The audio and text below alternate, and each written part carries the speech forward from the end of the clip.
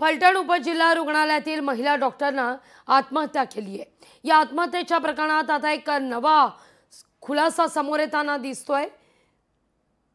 महिला डॉक्टरनं आत्महत्या करण्यापूर्वी काही दिवसांपूर्वी पोस्टमॉर्टम करता आपल्यावर दबाव टाकला जात असल्याचा आरोपही केलेला होता। पाहूया या सगळ्या संदर्भात त्यांच्या नातेवाईकांनी नेमकं काय म्हटलंय।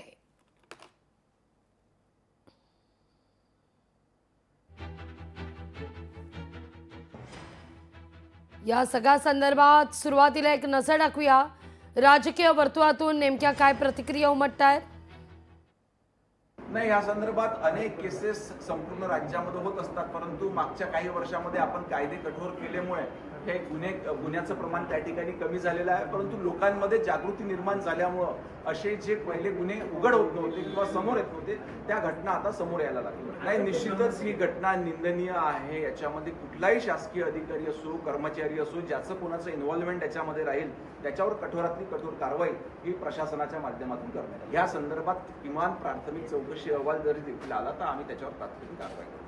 फलटणची घटना अत्यंत दुर्दैवी आणि मनाला चटका लावणारी अशी घटना आहे की एका डॉक्टरने स्वतःचं आयुष्य त्या ठिकाणी संपवलं। याची माहिती काही वेळापूर्वीच माझ्याकडे आली आणि या संदर्भात साताऱ्याचे SP दोशीजी यांच्याशी माझं बोलणं झालंय। FIR नोंदवण्याची प्रक्रिया सुरू झालेली आहे। एवढंच नाही, जे आरोपी आहेत त्यांना सुद्धा पकडण्याची प्रक्रिया सुरू झाली आहे। एक आरोपी साताऱ्याच्या बाहेर आहे, त्याला पकडण्यासाठी पोलिसांची टीम त्या ठिकाणी गेलेली आहे।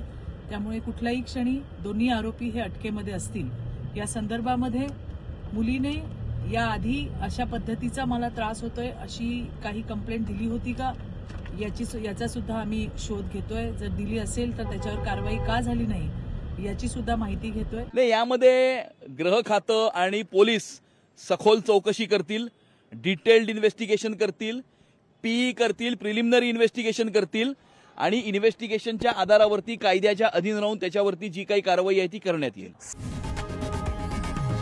लोकशाही मराठी ऐका, पहा, जागरूक रहा।